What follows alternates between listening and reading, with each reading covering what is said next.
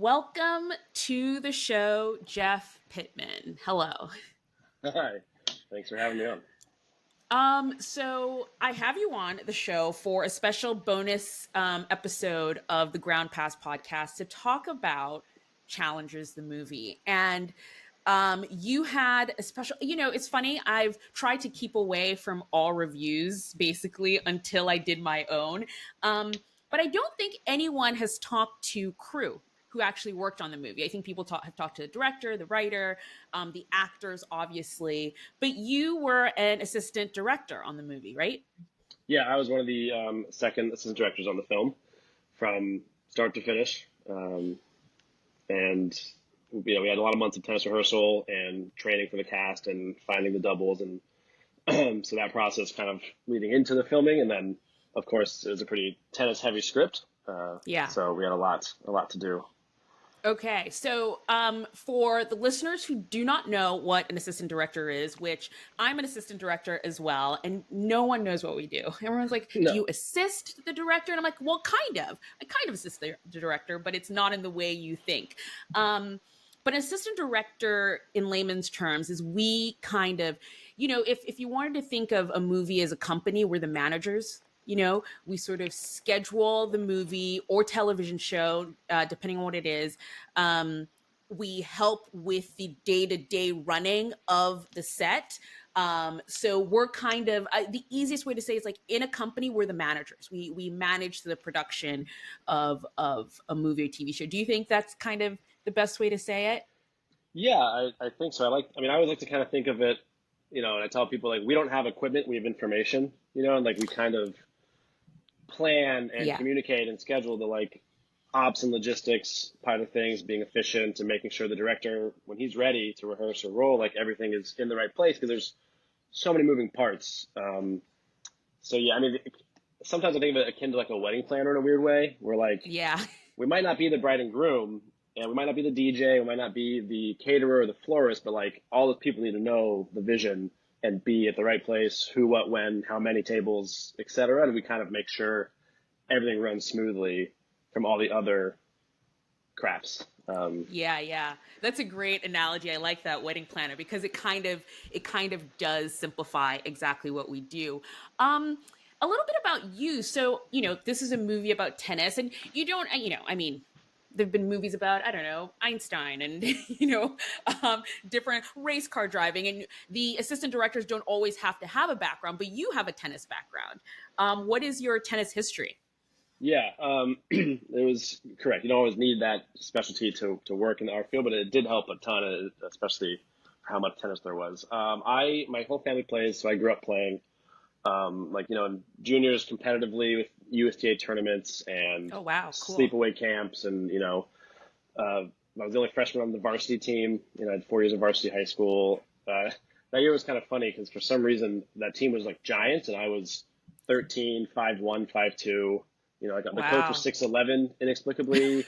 The doubles guy was on the basketball team. He was like 6'5". So our yearbook photo was kind of like the Fellowship of the Ring, and I was Frodo there. But so I played pretty competitively through high school, and then after that was more recreational. I played club for college and some of the philanthropy tournaments, like sorority philanthropy stuff, and then some adult leagues in LA and here in New York, New Jersey, but more for just keeping up with it more than competitively. Yeah. Oh, cool. Excellent. And so you still play recreationally Yeah. now? Mhm. Yeah. Do you keep up with the tour at all? Like what's going on? Not as much as, like an average fan would. I definitely watch the slams, and I will peek in at certain tournaments. I love to go to the tournaments as much as I can. So I've been following along, especially now that we have, I feel like, this new wave of talent that's come in and kind of refreshed the sport a bit. And like U.S. men's tennis has so many guys now that are in, maybe not top 5, but at least top 20, 30.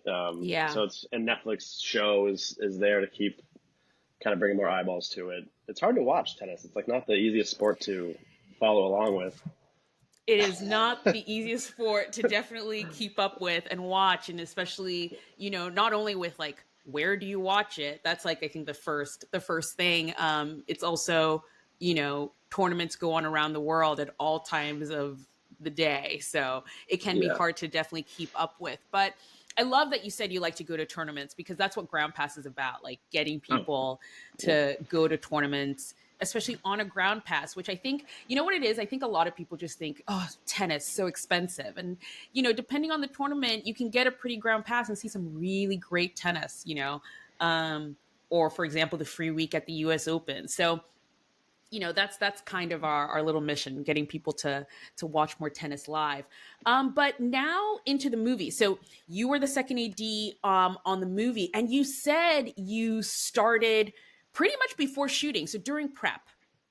Yeah, yeah, yeah. Because the actors had a couple of months of physical fitness to get into, to look like a professional athlete or a D1 athlete, and also tennis practice, tennis lessons and training so that they could, act the part, um, essentially.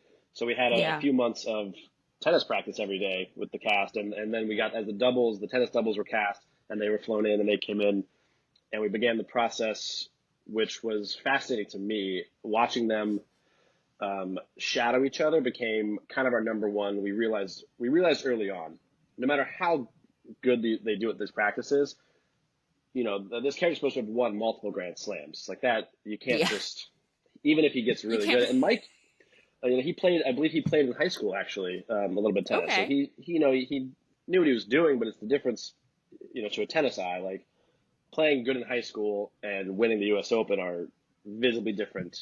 No matter how much Yeah.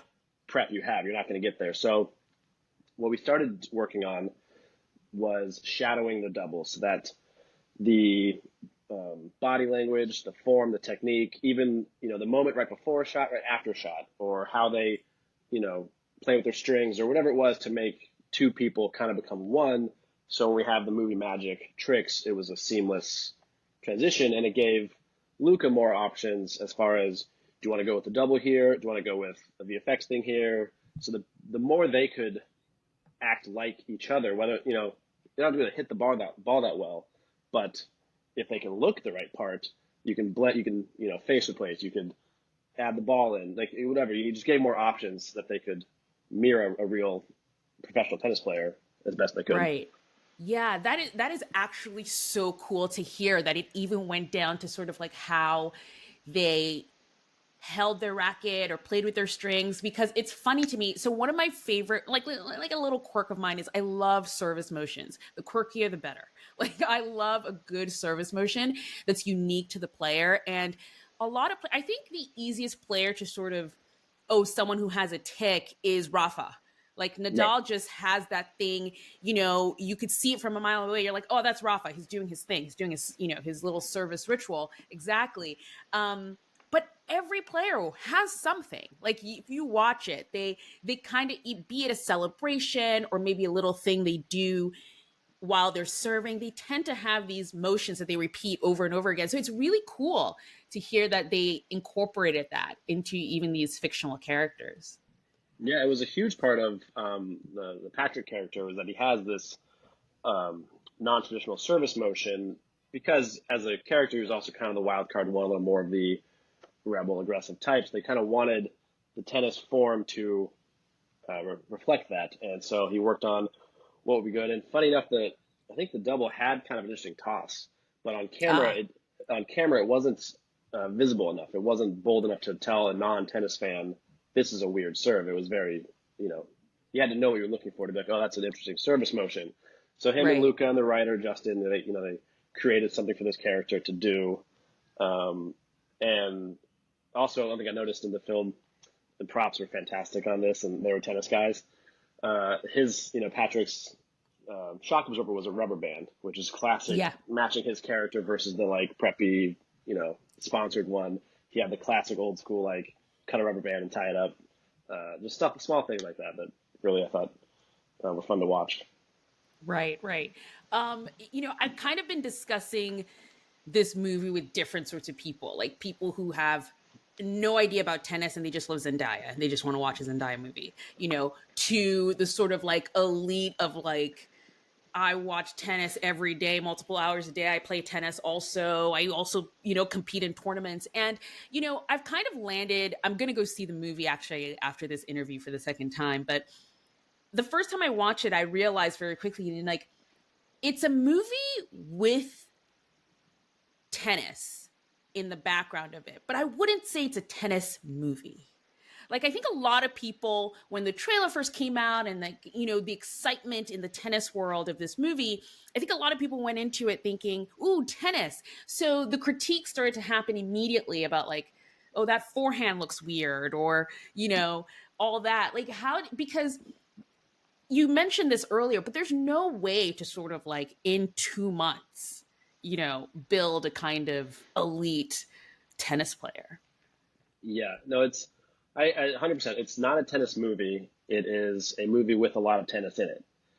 And I remember, when I first got there and I knew it was a Luca film, and I read the script and I was like, I know this is kind of a love triangle relationship, sexy kind of drama, but there's a lot of tennis in this film. Not even just the final act. There's like the juniors tournaments, women's, girls, the D1 stuff. There's like a lot of tennis. I was reading it. I was like, oh, we have a lot of points to rehearse. And I think they did a great job. And I think if you're a very avid tennis fan, you'll probably look and say like, oh, they probably sped that ball up, or that didn't look perfect. That looked a little off. But a lot of the shots, because it was the double hitting, and some of them are very real. These are really elite players hitting the ball. And I thought it looked pretty great. Yeah. I think for me, what sold it a lot were kind of the details you just talked about too, using a rubber band as a dampener, or the sort of reality of the world that was created behind the players. I think I talk a lot too about the fashion and the clothes, and like you could just tell that Michael's character um, was based off of Patrick Swayze was based off of Roger Federer, down to the Uniqlo, branding, his just clean cutness. You're like, that's Federer right away. I think Art is maybe more of a Kyrgios type character and stuff. What was that like, creating that world and being true to it? Because it's the first movie I've watched tennis wise that I was like, they kind of nailed almost the reality of because, and just to clarify my point, because I think tennis movie, people think Wimbledon, Mm-hmm. or that's sort of the idea of tennis, all white, really pretty grass, country club, yay. And this movie chose to be set at a challenger event, which is one of the lowest levels of professional tennis playing. And they really hit the nail on the head a lot with some of the details. What did that entail? Well, I'll say as an AD, when you're executing director's vision, it starts from the top. And Luca Yeah. he wanted authenticity. He wanted it to be as real, the details as real as could be. If that's not what would happen, he was like, I don't want it to happen. If that's not how it would go, as far as you could, you're still telling a story and making a movie. But as much as possible, if it's supposed to be a Stanford player, that should be someone that could play at Stanford. That's how his racket would be. That's what he wanted. So it starts from there, and then the art department and set decoration obviously worked very closely with him, and they crushed it. Like you said, the Uniqlo, the On Clouds, the Wilson branding it emitted Federer. You knew that was kind of the model guy they're playing with, or playing after, and which was really cool because I grew up in the era that this film covered of tennis. So seeing the props department come out these old 2008 rackets, the old when that Federer Red Wilson came out, that and the white handle that every kid had, like everyone was playing with that racket when that came out. And so when they pulled those out of the bag, for me it was exciting. So yeah, those details really helped build the world. And on that note, with like the lines judges, they for the most part had experience being lines judges. The ball boys, same thing, especially at the U.S. Open portion. That was as much as we could. Every element of the film was as authentic and real as we could fit into the movie and still film a movie. Right. And that brings me to one of, I think, the coolest parts that you got to experience this, which was working with Brad Gilbert. What was his role exactly? Was he just a consultant, or did he also act as almost like a coach, which would have been so cool to watch? No, BG was Brad was all over the film. He was great. Yeah. He basically took he wrote the match. Like, he kind of scripted out the points, because there's a difference of Patrick serves, they rally, Art wins with a blistering forehand. I'm butchering Justin's writing, but like, okay, sure. That's, yeah. But okay, when you go to film that, does that mean, was it a cross court forehand? Was it inside out? How long was the rally? Was there a lob and a drop shot in there?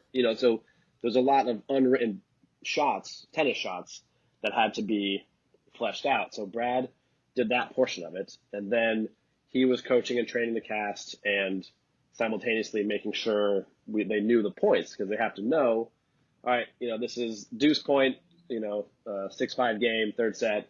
This is the forehand, backhand, forehand, backhand, forehand shot. Like, that's that point. It's So almost like choreography. 100%. I was thinking about this. It's not unsimilar to doing a musical or a heavy action, heavy stunts involved movie, where you have this whole other branch of expertise and people that kind of come on set and have to run things a little bit and dictate, because you just have so much of their world that's happening, the choreography of the points, that the lighting guys weren't, they're not memorizing how many backhands are in this specific rally. So that was a lot of Brad and I's role on the day, was memorizing the matches and then being able to translate that to the crew, and everyone knows what's going on.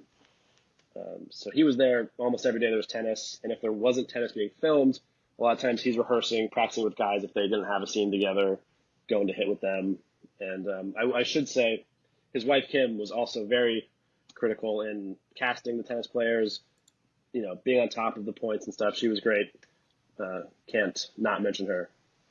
Oh, that's cool. That's awesome. I didn't even realize she was part of the team as well. So what was it? I think it was the Atlanta tournament. Yeah, I immediately recognized court 17 at Flushing. I was like, that's Wow. court 17. That That's was a in good New eye. York. It's not Atlanta, but we're gonna go with the disbelief here. What was it like shooting? Because that wasn't the only scene you guys did there. It was court 17, and I think was her junior match was there too as well. Yeah, so her junior match, their junior doubles match, and their junior singles match, and then Atlanta were all filmed at Flushing on the grounds at the US Open, which was obviously very cool for the casual tennis fan I was.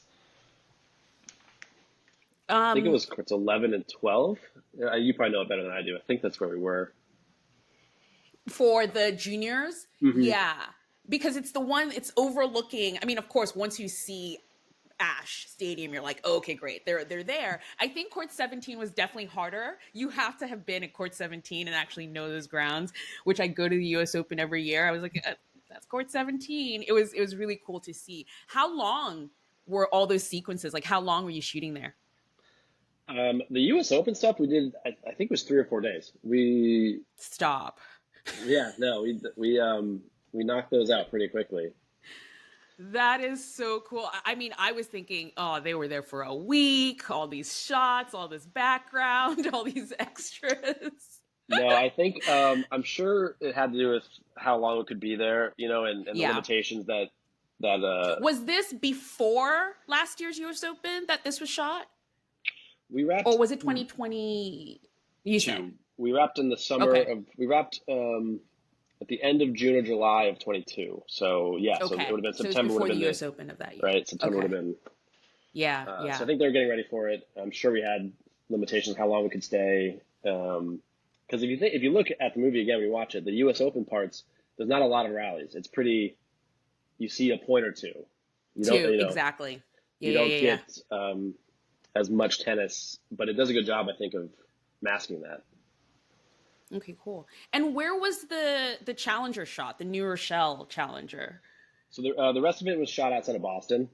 Was Oh, most of cool. the movie. Okay. So I forget the town that New Rochelle was built in on these courts, but we were there for a very long time. Right, That was right. that's Again, yeah, I mean, most of the movie is the Challenger. It does flash back and forth a lot, but that world that was created of the Challenger, I was just like, oh, this is just like going to a small tournament in a town, and the details of it was just quite interesting. Did you have anything to do with also sort of setting the extras that were the audience in there too? yeah. So I mean, my role specifically, if we had tennis going on, I was mostly on the court, and I let the other ads and our team handle Handle the that, crowd. yeah. I would maybe clue them into what the point was, like what was happening, so because I was the one that knew the tennis, back and forth. So I'd be like, hey, this is this point. He's gonna win. He's gonna curse. But as far as setting the crowd, most of that was I helped, when I could, but mostly I was on the court with the Yeah. ball judges, line judges, the ball kids, the doubles, the cast. Like that was, more where I was Yeah. busy. Cool. The exaggerated sort of like left and right of the head turning during that scene, I was like, I can't imagine how many times they had to do that. Um, you've seen the movie, right? At this point? I just saw it. Yes, we finally got a babysitter, and I got to go see it. It was very cool.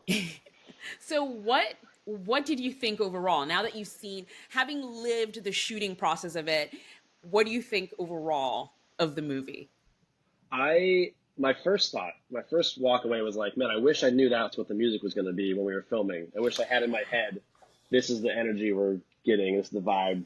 Like I just, I had no idea that's what it Isn't was that going to. crazy?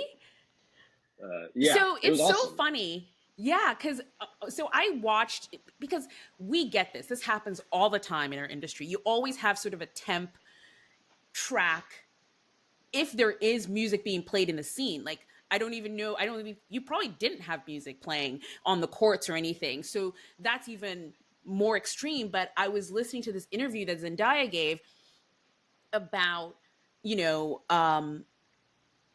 basically the part of where was it, where she was dancing at the after party, the Adidas party, Oh, the after party she thing, yeah. won. Yeah, and she was saying in the interview how she's not really matching what the finished product is, because on the day they were playing like a Bowie song and that's what she was dancing to. So it's really funny you say that, because it happens to us a lot where you're just like, oh well, this is the temp track of this party scene that you're doing, and then you watch the edit and you're like, wow, I really wish I knew that's what the music was gonna be. No, 100%. Yeah, those dance scenes are always interesting when you don't have the right music, and then especially if it's dialogue that cuts out, you have the bass track, you just hoping it looks all right. But yeah, no, Yeah. we didn't have music on the courts. We were just chasing daylight, and it was just trying to get this match done because we had so many points. And as the sun set, you can't, it has to be in the third set. If the sun's starting to set, we've got to go to third. We've got to move on to the third set points so it matches the lighting, and the crowd had to keep going, matching back and forth because basically we, just kind of had to block shoot, like each day this was the lighting for this part of the match, and then once the lighting changed, we got to move on to this part of the match. So every day we kept going Right. back and back and back, and the crowd had to, Gotcha. luckily the crowd was good sports about it, but moving them back, Yeah. hey, back to this point, hey, back to this point, all right, now we're at this point, Yeah. um, and yeah, the set dress, the costumes was all pretty spot on. I thought it was fun. Yeah, that's the tedious nature of our business, where I think people are just like, oh, it must be cool. They just, they just played the match and they shot it. And you're like, no, you just do it like at least 40 times, 100 the times, same yeah. section. And you had to keep in mind, other things of like, are the doubles going to get too tired hitting this many balls, and also like we did so many interesting bits of coverage of the tennis. I thought he had so many dynamic shots that you don't normally see. So sometimes you don't get the whole point because it was like close up on the feed or the ball POV, all these things, and you have I was to. actually going to ask you about one of my favorite different like shots from the edit, and if you were part of that. But the shot that was sort of like, they must have been standing on some sort of plexi or something. I mean, it was from underneath. What was that? So that was a shot that kept getting pushed. I believe it was I think they ended up filming it in Rome. I think it was after we Okay. wrapped, because I think it just kept not happening. It was supposed to be a glass platform with the camera beneath it, and I think they ended up having to film it after we finished, a little later in Italy, and just kind of matching as much as we could the footwork of that specific moment in the point. But that was my favorite shot of the film. I thought that was so Yeah. cool. I'm glad they made it work, made it happen. Right, right. It just, I think it, again, back to the point where I think this is sort of a love triangle, drama movie that just happens to have tennis in the background. I love the sort of, it takes you out of it a little bit. It made it a little bit more surreal. And, at that point I wasn't looking, oh, is their footwork good? Is that what the footwork would have looked like? It was more sort of trying to find the energy of tennis. Like watching the movie, I think a lot of it, because even with the flashbacks, it was back and forth and back and forth. And I think the movie just carried this energy of a tennis match and how back and forth it can be. And I don't know if that's exactly what they're going for, but it's definitely what I got from the movie. Yeah, I mean, I think it was definitely part of it. I loved that because the character drama is the heart of the movie. That's more the story. So it made the tennis when they're duking it out and kind of their stock is going up and down in her eyes, more or less. It kind of made the tennis part of it. And I don't want to say it didn't matter, but it was more just fun for the viewer to watch because you're really knowing it's not about this tennis per se. So the fun music, all the cool shots, like the fast pace and interesting cut of it, I think added to. You're not really watching a match. You're watching them play tennis, but it's for a different purpose. So it didn't have to just be, your broadcast view. It could be different. It could be a fun visual element to it because it was more about them than the points. Than actually the points. The favorite part of it I loved was, at the end of the movie, it kind of just climaxes to this big hug. And, if you're paying attention, that's not the end of the match. That was the first point in the tiebreak. Yeah, right. That's not the end. That's not the end of the match. So I think it didn't matter. The score didn't matter. The tennis itself didn't matter. It was more about the relationship between the three characters. But this was great. This was awesome. Thank you so much for talking us through sort of the technical parts. I don't think many people would have heard sort of this behind the scenes of the movie. So thank you for coming on the Ground Pass podcast, and hope to see you at a tournament soon because you're in New York, yeah? Yeah. US Open, baby. It's going to be great. Thanks for having me.